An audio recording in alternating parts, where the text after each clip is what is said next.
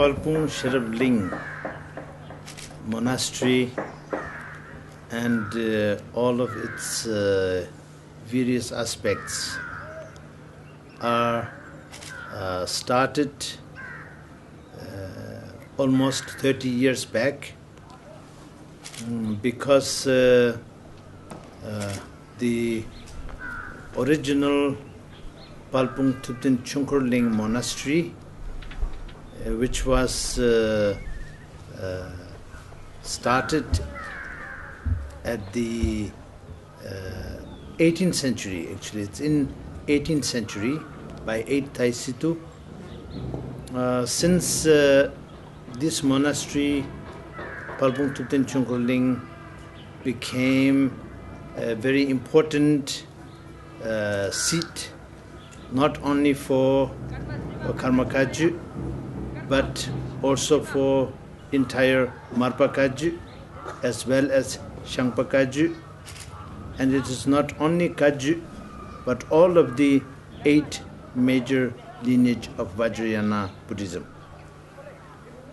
Not only the Vajrayana Buddhism in the religious sense, but in the literature, history, art, and also astrology and medicine. And not only in Tibetan language, but also in Sanskrit language. And this way, the Palpung Thupten Chungkurling became a very important seat for Renaissance of Vajrayana Buddhism and all the culture and heritage which is related with it, such as language, translation from Sanskrit to Tibetan, from Tibetan to Sanskrit, from Tibetan to Nepalese, and Nepalese to Tibetan, and also from Tibetan to Chinese, and from Chinese to Tibetan. So for all of these past almost 300 years, the Palpung Thupten Chungkurling has been a very important seat. And it is actually beyond religion and beyond one language. It became universal seat for Renaissance.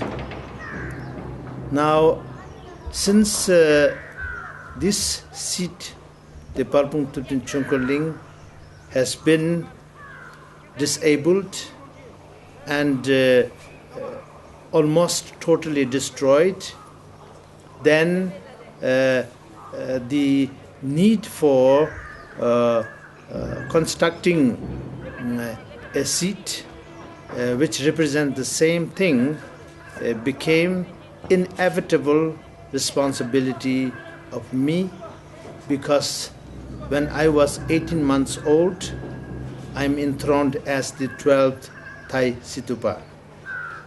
So it is, whether I like it or not, it is my duty to uphold and continue the great legacy which is contributed by 8 Thai Situ, 9 Thai Situ, 10 Thai Situ, 11 Thai Situ.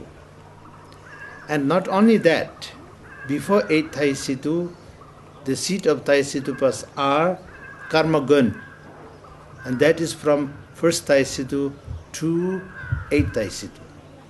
But even before the 1st Thai Situ, during the time of Ndongun Rechin, then he became a very important master of the Chamgon, and later his incarnations became the head of the Chamgon monastery.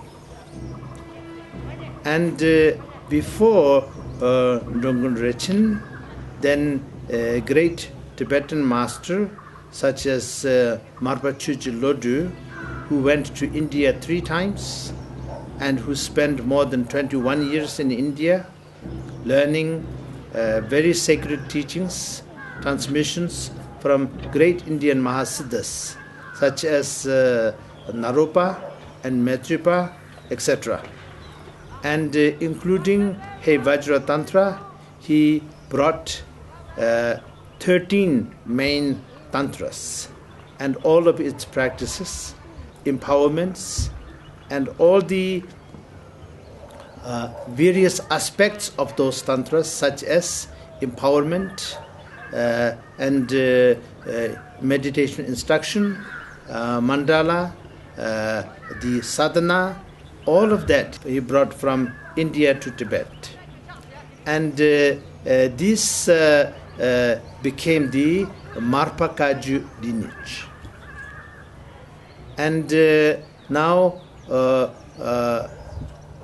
prior to Marpa Lotsawa, great Bodhisattva Maitreya was coronated by Buddha Shakyamuni when he descended from Tushita heaven to earth to be the 4th Buddha of this eon among the 1,000 Buddha. And since then, in Tushita heaven, the Lord Maitreya, who is encrowned by Buddha Shakyamuni, is the Lord of Tushita. And so all of this became something that I have to uphold. I am what I am, I know, but at the same time, it is my duty towards Lord Maitreya, my duty towards Guru Padmasambhava, my duty towards Marpa Lotsawa, my duty towards all the great masters from Drungan Rechin to first Thai Situ, and from first Thai Situ, that is in 15th century, till 8th Thai Situ, that is in 18th century, from 8th Thai Situ to the 11th Thai Situ, so up to today. So it became my responsibility. With my capacity in all aspects, it has been very difficult because when I came here, I was 22 years old. And that time, there's no road, no electricity, no water, and nobody is here. So we have to start from absolutely zero. Absolute zero.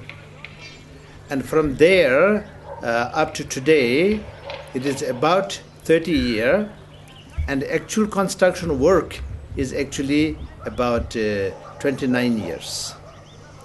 And slowly, then this Dharma community has developed due to the very kind and very helpful hospitality of the people of India and government of India and local people here, the local Indian people, and also with very generous and dedicated and devoted support from Tibetans in India, as well as Indian Buddhist communities all over Himalaya, as well as Buddhist followers and friends throughout the world, from European continent, from American continent, from Southeast Asia, Southeast Asian countries, and then also Oceania, such as Australia, New Zealand, and other places, and also people from Africa. And all the generosity and kind support from all of these individuals and also some organizations. Then slowly, the Palpung Sherabling able to have some very basic facilities which we have today. What we have today is a community of monks and nuns, about 600 here, and then also we have several branches in different parts of India, and also several branch Dharma centers in some of the Southeast Asian countries, as well as some European countries, as well as American countries, partly Canada and United States. And these centers are directly affiliated with the Palpung Sherabling Monastery, and there's many other centers which are related with the Palpung congregation, which is not exactly and not necessarily under the administration of the Palpung Sherabling Monastery, but historically connected, established by great masters who originated from the Palpung Monastery, especially since the 8th Thai Situ and 9th Thai Situ, 10th Thai Situ and 11th Thai Situ. So I take this responsibility with great honor to serve the Buddha, and also great honor to serve the humanity. I don't see there's any difference between serving Buddha and serving humanity. I believe in the essence of every living beings as well as everything that is perceived by them. For me, according to my lineage, everything is sacred. Therefore, when I look at other religions such as Hinduism, Christian, Judaism, Islam, all of these religions, actually it is impossible for me to say that they are not coming from the same sources. I describe every religion as of the humanity, by the humanity, for the humanity. Because it is a human being who described the God. And he discovered the God. And it is the human being who became the Buddha. It is the human being who received the message from the God, and also it is a human being who received the teaching from the Buddha.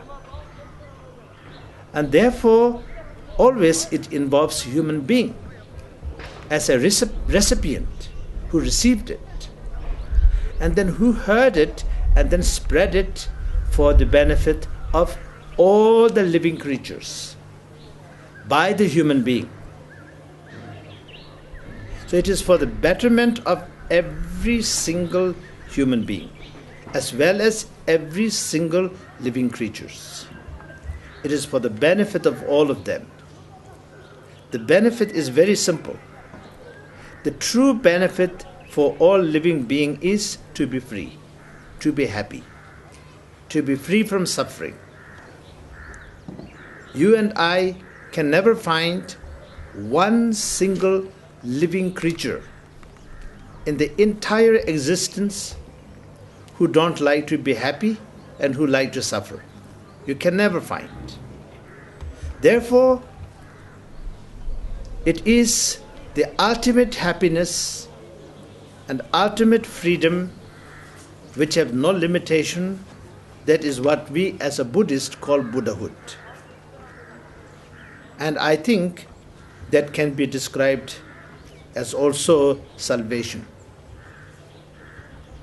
And everything that is involved in building a monastic community such as this one, it is for this purpose, not for any other purposes.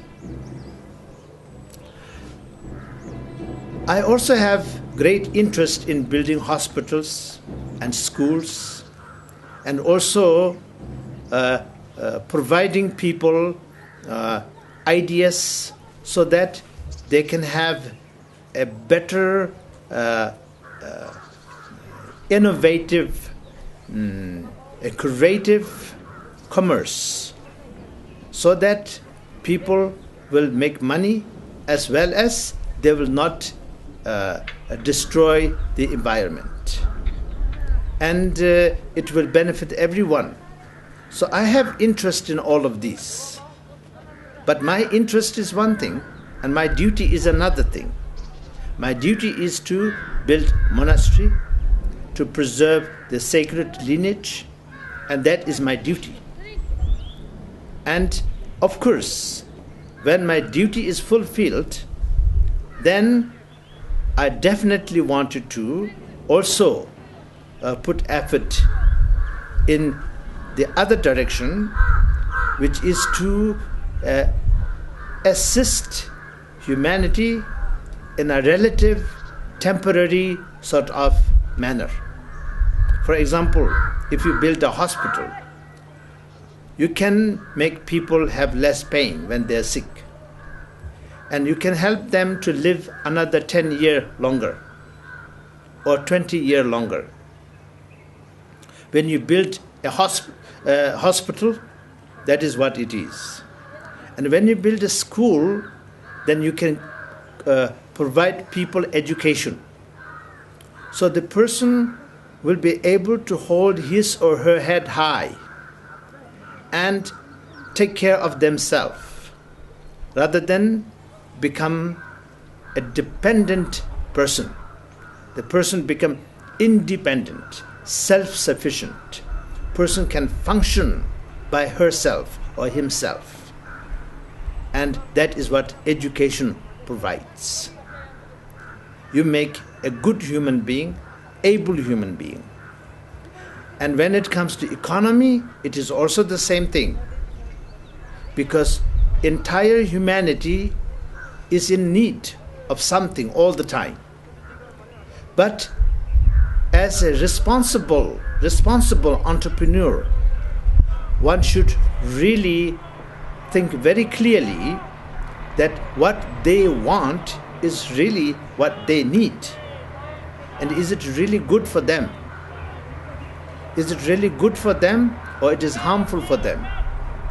So you create some kind of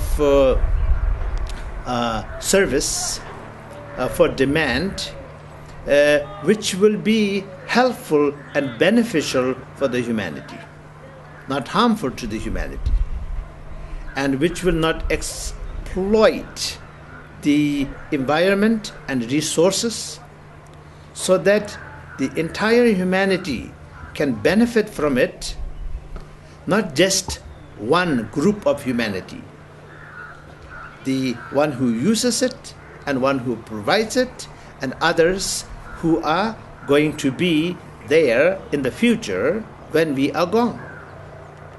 And we have to have everything for them as well. We cannot use up everything and then next generation have nothing.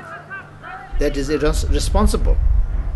So this way I describe this as an active peace, because I don't believe in passive peace.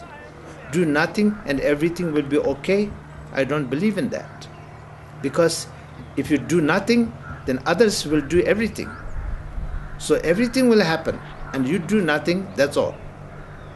So active peace means if we do necessary things, put effort and safeguard with a very strong, clear, conscientious, responsible perception and principle, then one can really benefit the humanity. At the same time, oneself also will have a very, very successful life. But I'm telling you this because many times I have this strong urge to do things such as build hospitals, build school, build orphanages, and all these things. I have a very strong urge. But first I have to complete my responsibility. That is to continue the legacy of all the great Thai Situpas. Because I like it or not, when I was 18 months old, I'm enthroned as 12th Thai Situ. And that is what my life is all about. And I have dedicated my entire life for this legacy. And thank you very much for all of you for doing everything that you have done to support my work. And I'm also very, very sincerely wishing to express all of you who have supported all of the great works of other great persons. I'm not saying I'm a great person, but I represent a great person. And I do the job of a great person. And I try to uphold and cherish the duty of great person and great lineage. But there's so many great people doing lots of wonderful things in Buddhism as well as in other religions. I really thank you all on behalf of everybody who gets a benefit. From my heart, I wanted to thank you all for making all of their great aspirations come to reality. And then, last but not least, I wanted to thank you all for helping me also. Thank you. Thank you very much.